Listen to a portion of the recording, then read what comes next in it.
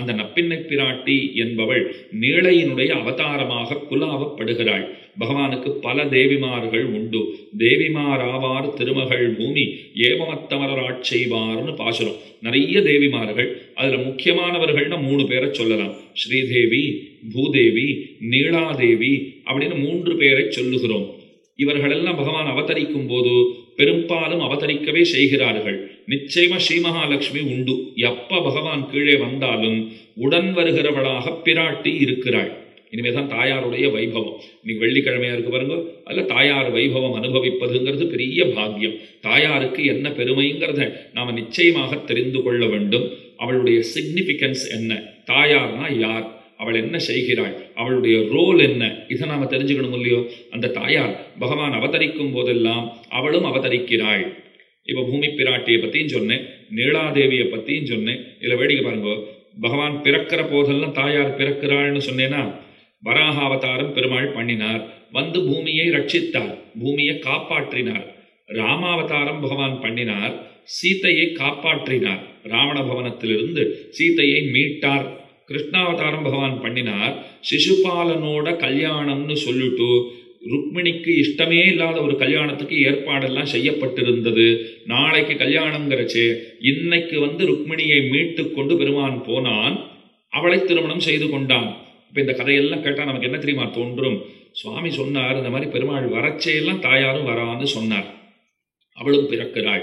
பகவான் அவதரிக்கிற போதெல்லாம் அவளும் அவதரிக்கிறாள். ஆனா அவதாரம் பண்ணி பகவானுக்கு அவ கஷ்டத்தை தான் கொடுக்குறா போல் இருக்கு. ஏன் அப்படின்னா, ஒரு தடவையும் அவர் காப்பாத்தன்னா வேண்டிருக்கு.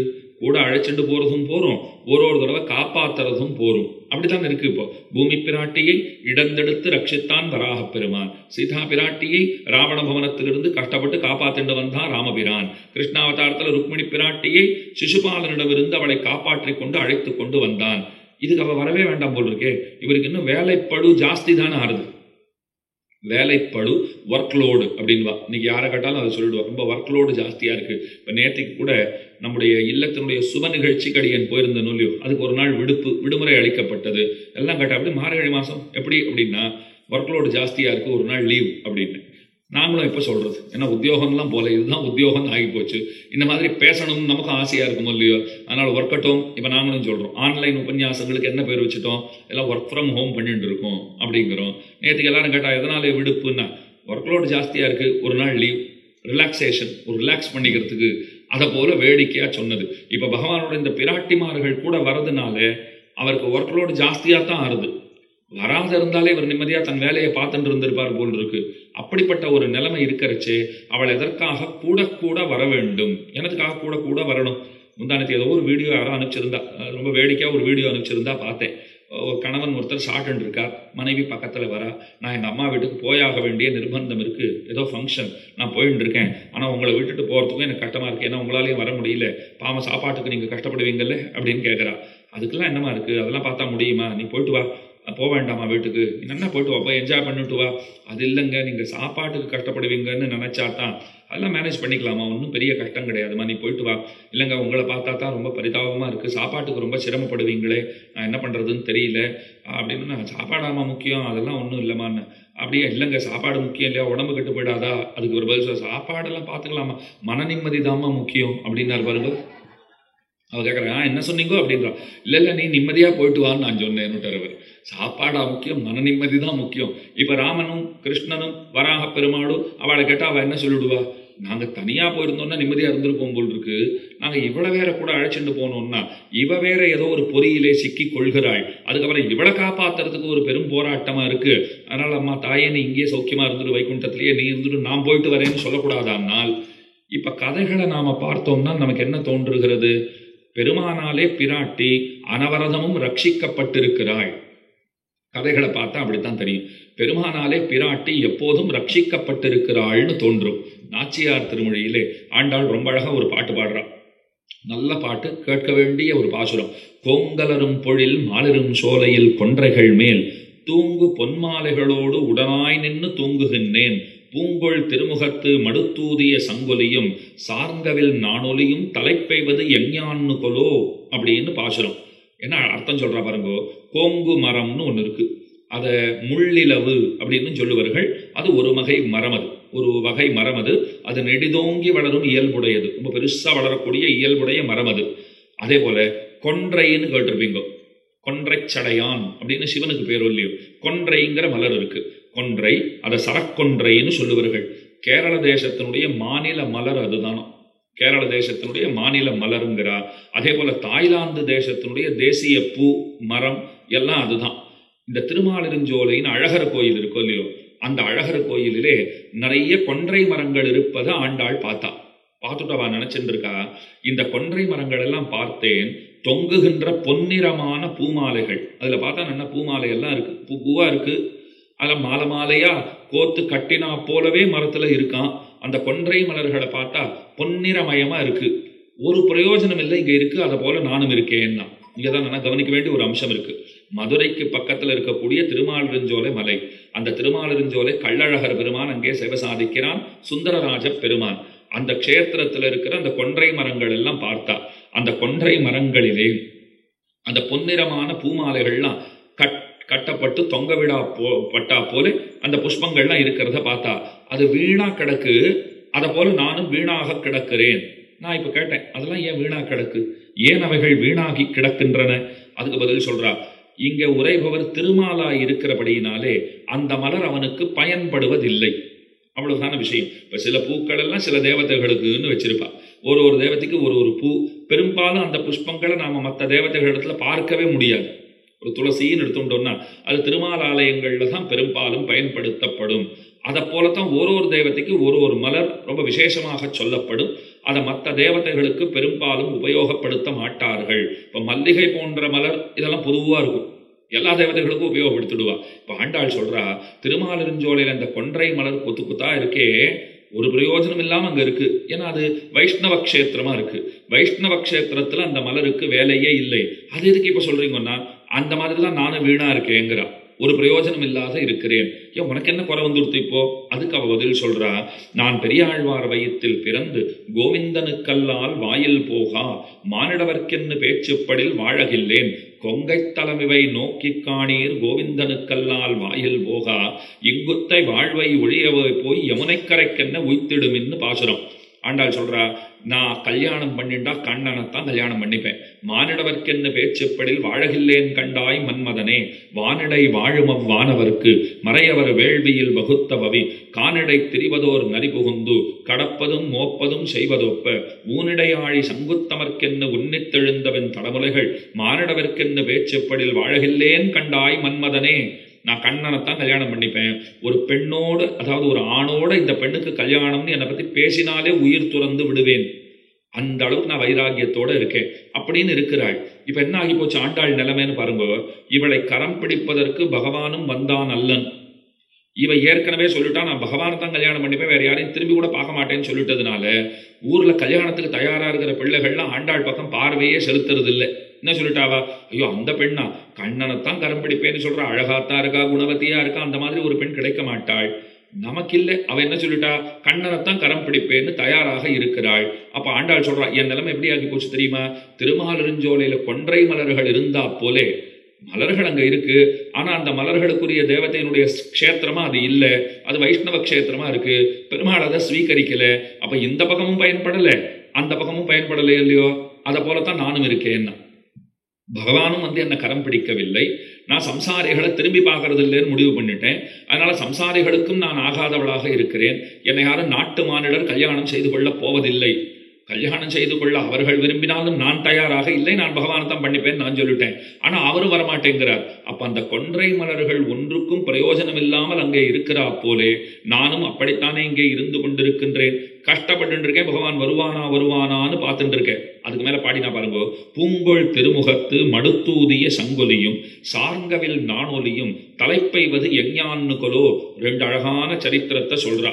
பூங்கொள் திருமுகத்து மடுத்தூதிய சங்கொலியும், முதல்ல கிருஷ்ணாவதார சரித்திரத்தை சொல்றா. அது என்ன சரித்திரம்னால், ருக்மிணி இருக்காளோ இல்லையோ, கண்ணன் இடத்துல காதல் வயப்பட்டாள். இன்னும் கண்ணனை பார்த்ததே கிடையாது, கேட்டே காதல். அவன் இன்னும் பார்க்கல. ஆனா கேட்டு கேட்டு கண்ணனுடைய வீரதீர செயல்களை எல்லாம் கேட்டு அவனுடைய அழகை பிறர் வருணிக்க கேட்டு அவளுக்கு ஆசை வந்துடுத்து. உடனே ஒரு கடிதம் எழுதினாள். ரொம்ப ஆச்சரியமா ஒரு கடிதம் எழுதுகிறேன் அப்படின்னு சொல்லிட்டு, கண்ணா உன்னை நான் மிகவும் ஆசைப்படுகிறேன், ஒரு 7 ஸ்லோகங்களை எழுதி அனுப்புகிறாள். உன்னை நான் மிகவும் விரும்புகிறேன். பெண் கடிதம் எழுதுகைங்கிறது அந்த நாள்ல ரொம்ப தப்பு.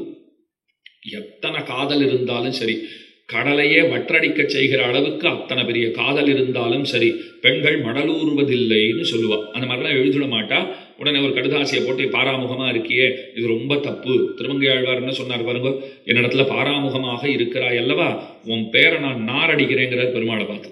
நீ என்ன அனுகிரகம் பண்ண மாட்டேன்னு சொல்றியோ இல்லையோ, நீ செய்ததெல்லாம் போய், நீ பண்ணின அவதாரங்கள் எல்லாம் போய், ஒரு நாஸ்திகனை விட அதிகமா நான் பிரச்சாரம் பண்ணி காட்டுறேங்கிறார். இப்படிலாம் சொன்னா பகவான் பயப்படுவாராம். ஒரு ஆஸ்திகர் நாஸ்திகரான பகவானுக்கு அது பெரிய நஷ்டமா இருந்தோ இல்லையோ, ஓடோடி வந்து ரட்சித்து விடுவார். அப்படி பயமுறுத்துகிறார் ஆழ்வார். நான் உன் பேரை பார், உலகம் பூரா சுத்த போறேன், உன்னை பத்தி எல்லாத்தையும் நான் பேசுறேன், நீ எப்பேற்பட்டவன், நீ எப்பேற்பட்ட கிறுக்கன், நீ எப்பேற்பட்ட கொடூரன், இது அத்தனையும் நான் எல்லாருக்கும் சொல்றேன்னு மிரட்டுறார்.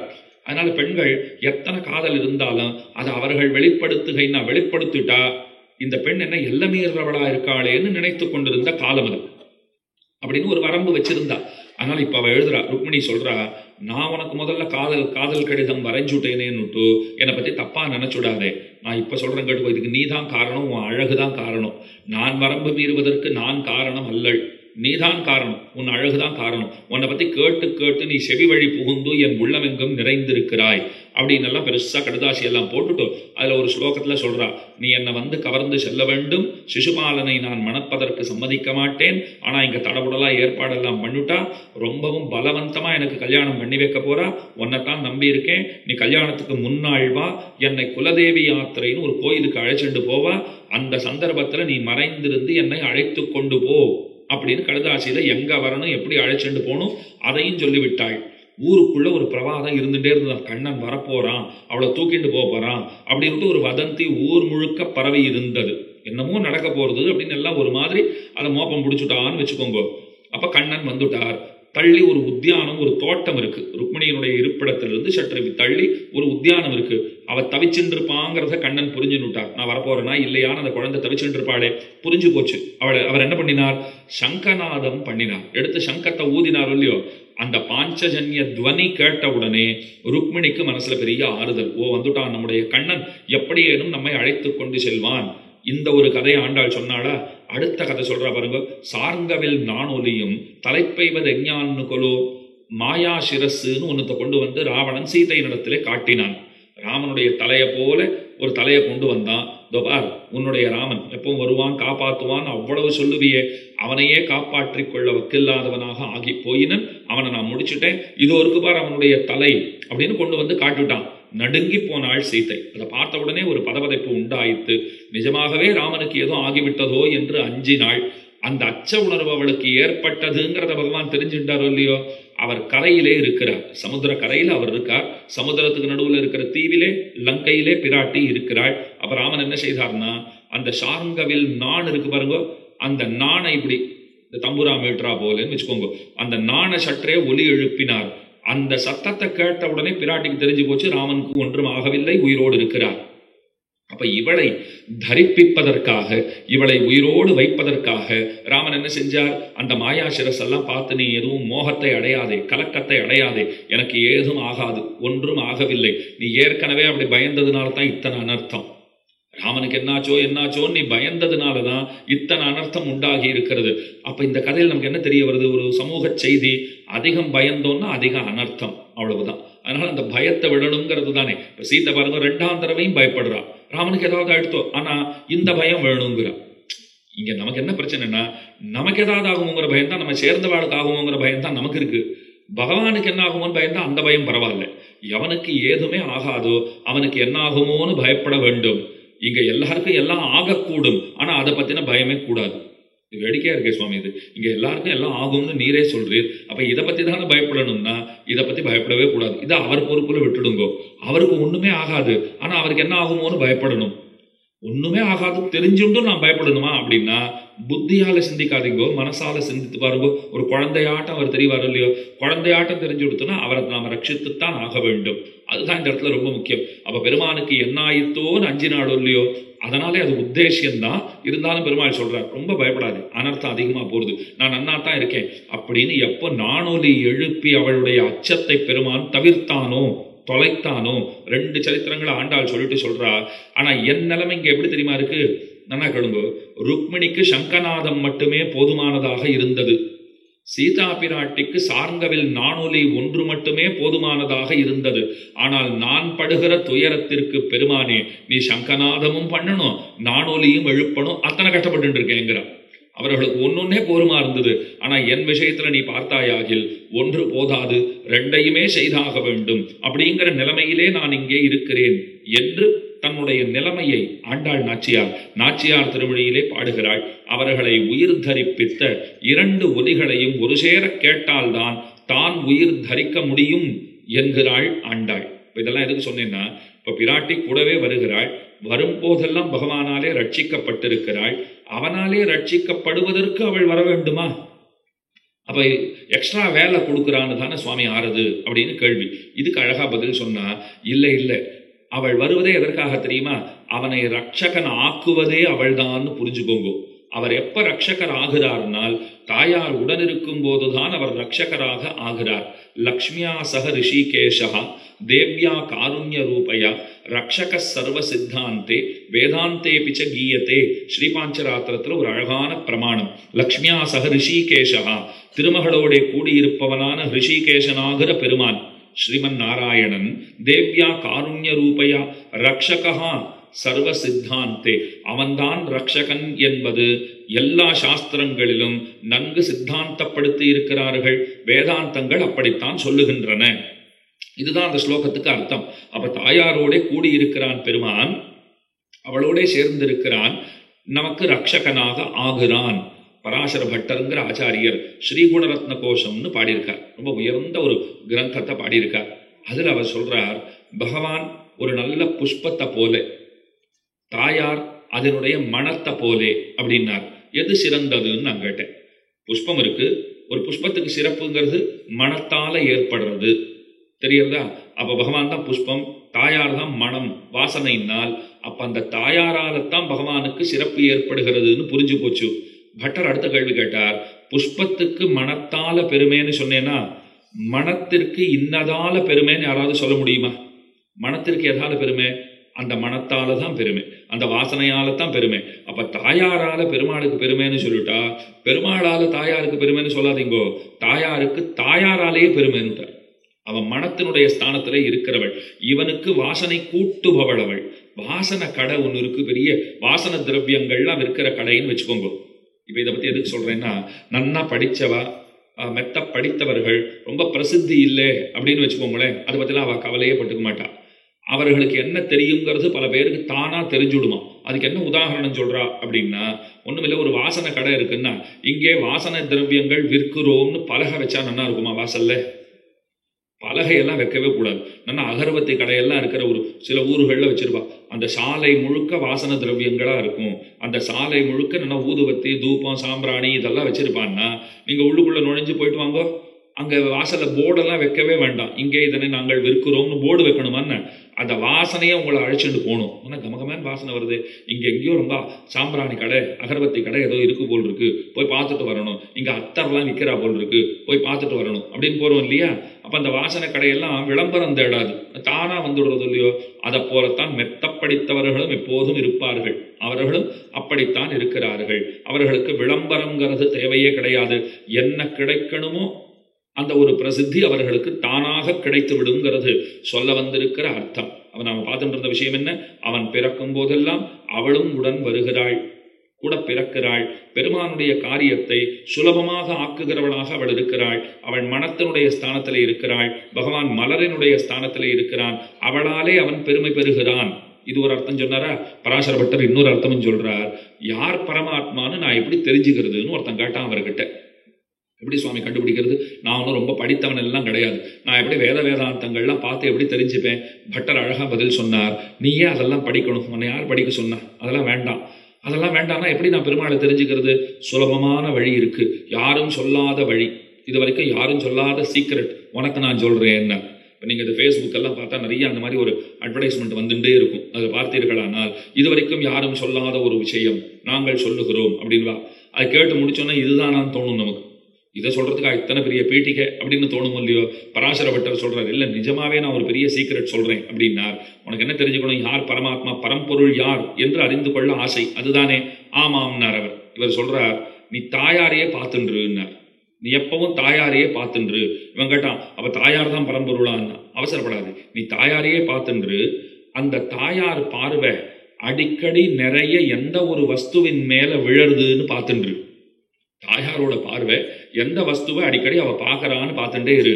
அப்படி அவளாலே அடிக்கடி பார்க்கப்படுகிற பொருள் எதுவோ அல்லது ஆள் எதுவோ அதுதான் பரம்பொருள்னுட்டார்.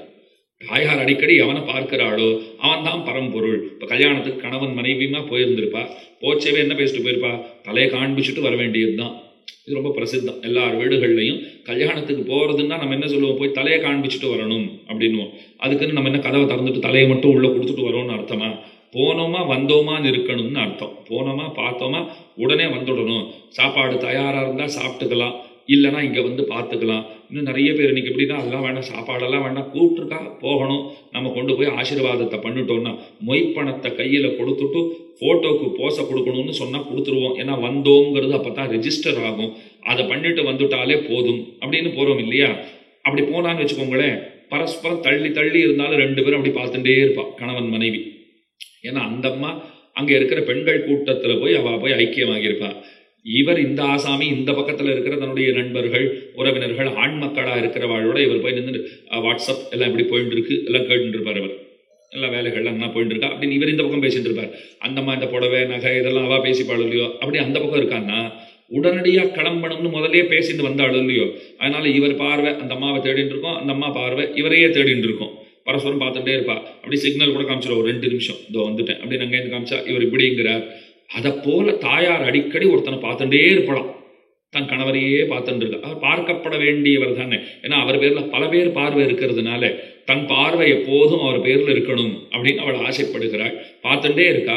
அவளாலே அடிக்கடி பார்க்கப்படுகிறவன் எவனோ அவனே பரம்பொருள். இது ஒரு அர்த்தம் சொன்னார். இன்னொரு அர்த்தமும் சொல்றார். வேதாந்தாக தத்துவச்சிந்தாம் முரபிதுரசி யத் பாத சின்னை ஸ்தரந்தின்னு பாடுறார். எவனுடைய திருமார்பிலே, அதாவது எந்த தெய்வத்தினுடைய மார்பிலே பிராட்டியினுடைய திருவடியினுடைய சின்னம் பதிந்திருக்கிறதோன்னார். பிராட்டியினுடைய திருவடி, அந்த திருவடியினுடைய அடையாளம் எவனுடைய மார்பிலே பதிய பெற்றிருக்கிறதோ அவனே பரம்பொருள்னார். இது எனக்கு புரியல. நான் என்ன கேட்டேன்? சுவாமி அந்த அளவுக்கு அவளுக்குள்ள நடக்கிறது அடியெல்லாம் அப்படின்னு கேட்டேன் நான். இப்போ பெருமாள் மார்பில் திருவடி தடம் பதியணும்னு சொன்னா பகவானை உதைச்சிருக்கணும்னு அர்த்தமா இருந்தோ இல்லையோ? ஆமாம்னார் பட்டர். ஏன் உதைக்கிறான்னா, இந்த வேதாந்தம் உபனிஷத்தெல்லாம் என்ன பண்ணித்தான், எல்லா தேவதைகளையும் வரிசையா நிற்க வச்சுதான். யார் பரம்பொருள்னு நாங்கள் கண்டுபிடிக்கணும், எல்லாரும் வந்துருங்கோ அப்படின்னு உடனே எல்லாரும் வந்துட்டா. ஒருத்தரையும் அவளுடைய மார்பு பகுதியை காட்ட சொல்லித்தான். பார்த்துட்டு நீ இல்லை நீ இல்லை நீ இல்லை, மற்ற தேவதையெல்லாம் கேட்டாலாம். என்னமோ எங்களெல்லாம் கூப்பிட்டீங்கோ, யார் பரம்பொருள்னு சொல்கிறோம், அறிவிப்பு வெளியிடுகிறோம் அப்படின்னு சொன்னீர்கள்.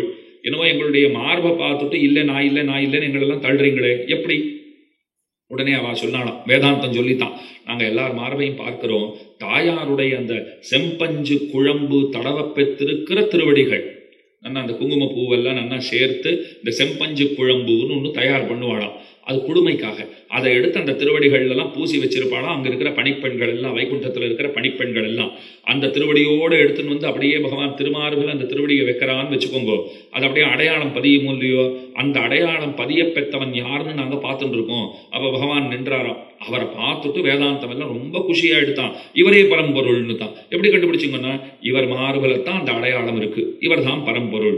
அவ தாயார் உதைக்கிறாளா சுவாமி உண்மை அப்படின்னா பெருமாள் சொன்னார், ஐயோ அவையே என்ன உதைக்க போற, அதெல்லாம் அர்த்தம் கிடையாது. நாங்கள் 2 பேரும் ஒருத்தருக்கு ஒருத்தர் கரங்களை இப்படி பிடித்து கொண்டு விரல்களுக்கு இடையிலே, என்னுடைய விரல்களுக்கு இடையிலே அவளுடைய விரல்கள் கொடுக்கப்பட்டு அந்த கைகளை இறுக நான் பற்றி கொண்டு இப்படி 2 பேரும் கையை பிடிச்சுன்னு அப்படியே உலாவிக் கொண்டிருப்போம்.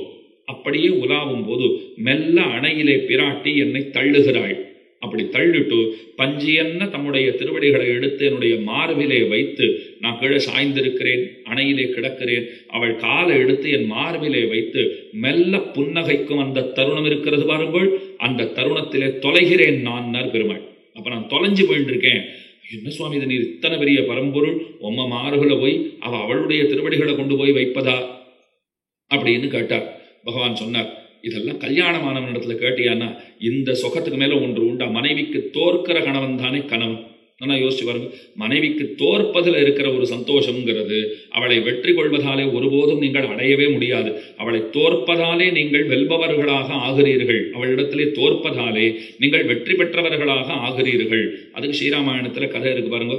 ஏதோ ஒரு நதிக்கரையில தங்கி இருந்தார்கள் ராமனும் சீத்தையும் லக்ஷ்மணனும். ஒரு நாள் சீத்தை ராமனை பார்த்து கூப்பிட்டா, நீ என்னமோ நன்னா நீச்சல் அடிப்பியாமே அப்படின்லாம் ஊர்ல ஏதோ பேசிட்டு இருந்தாலாமே. அப்படியா? லக்ஷ்மணன் ஏதோ பேசிட்டு இருந்தான், எங்க அண்ணா மாதிரி ஒருத்தராலையும் நீஞ்ச முடியாது, அத்தனை ஆச்சரியமா நீச்சல் அடிப்பாருன்னுட்டு. அவன் ஏதோ தெரியும் அப்படின்னா ராமன். நானும் எல்லாம் மித்திரையில் அப்படித்தான் நன்னா கத்துன்னு இருக்கேன். அதெல்லாம் என் கூட போட்டி போடுறதுக்கு ஒருத்தர் வரமாட்டா தெரியுமா அங்க. சரி நாம 2 பேரும் ஒரு தடவை போட்டி போட்டு பார்க்கலாமா அப்படிங்கிறா. அப்படியா? நீ நானுமா? சரி பார்த்து விடலாம், அதுக்கு என்ன இப்போ. சரி அந்த கோடியில் ஒரு பாறை இருக்கு லக்ஷ்மணா, நீ அது மேலே ஏறி போய் உட்காந்துக்கோ. நீ தான் first umpire, second umpire, third umpire, எல்லாம் நீ தான். நீ அங்கே உட்காந்துட்டு பார்க்கணும், யார் முந்தி வருகிறோம், யார் வெற்றி பெறுகிறோங்கிறத நீ தான் சொல்ல வேண்டும் அப்படின்னு சொன்ன உடனே சரின்னு அவரும் போய் உட்காந்துட்டார். ராமனும் சீத்தையும் நீஞ்ச ஆரம்பிச்சா. சீதா பிராட்டி அத்தனை உத்வேகம் காட்டுகிறாளாம், எப்படியேனும் வெற்றி பெற்று விட வேண்டும் அப்படிங்கிற அந்த பாரிப்போடு ரொம்ப வேகமாக அவள் நீந்த ஆரம்பிக்கிறாள்.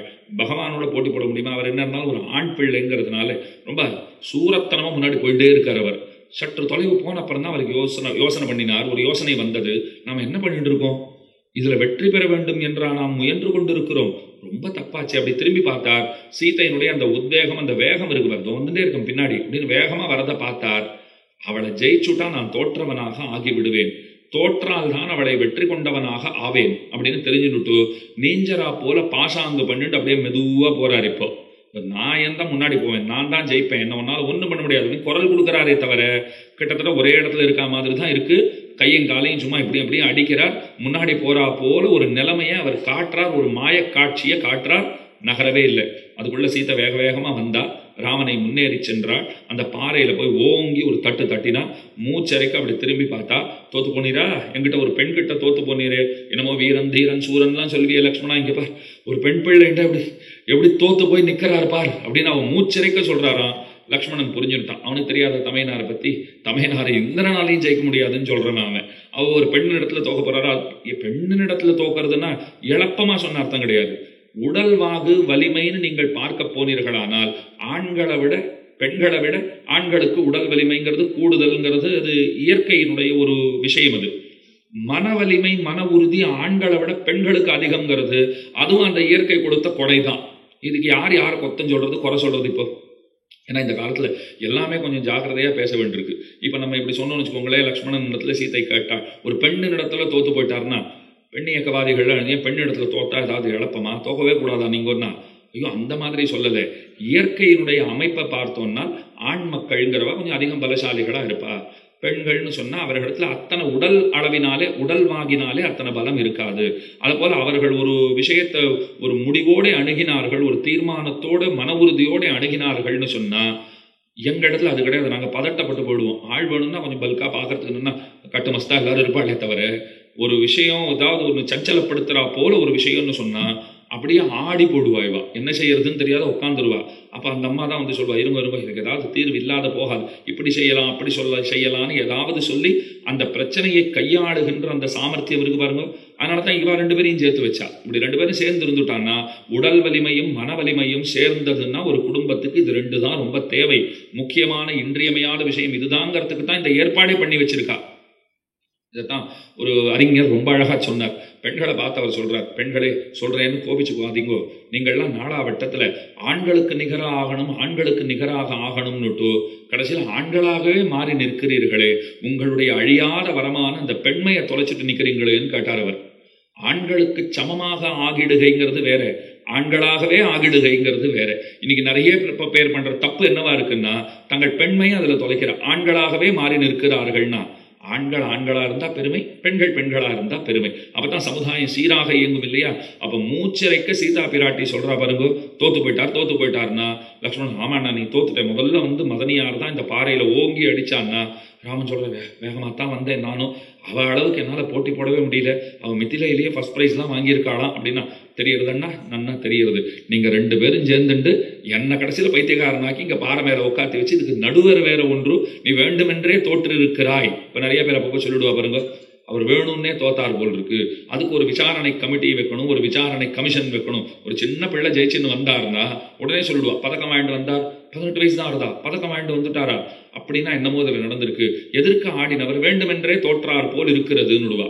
கட்டப்பட்டு ஜெயிச்சதை அத்தனை உழைப்பை எத்தனை ஒரு சுலபமா அதை இத்தனை பேரும் ஒரு கீழ்மைப்படுத்துகிறார்கள் பாருங்கள். அப்ப பகவான் சொல்றார், தாயாரிடத்திலே தோற்பதில் தான் பெருமைங்கிற, நான் தோக்கிறத சந்தோஷமாக ஏற்றுக்கொள்ளுகிறேன். அதனாலதான் வேதாந்தம் என்ன சொல்லித்து, எவனுடைய மார்பிலே பிராட்டியினுடைய திருவடி தடம் அந்த சின்னம் பதிந்திருக்கிறதோ, பதிய பெற்றிருக்கிறதோ அவனே பரம்பொருள். அதுக்கு பகவான் என்ன சொல்லிட்டார், என் கைவிரல்களை பிடிச்சுண்டு என்னை மெல்ல அணையிலே தள்ளி அவளுடைய திருவடிகளை எடுத்து என்னுடைய மார்பிலே வைத்து அவள் புன்னகைக்கிற அந்த போது, அந்த தருணம் இருக்கிறதே என் வாழ்க்கையினுடைய பொன்னான தருணம் என்று அதனை சொல்லுவேன்னு பகவான் சொல்றார். அப்ப இதெல்லாம் பரமாத்மா யாருன்னு தெரிஞ்சுக்கிறதுக்கு தாயார் எந்த வகையிலே உதவி புரிகின்றாள்ங்கிறதுக்கு சொல்லப்பட்டது.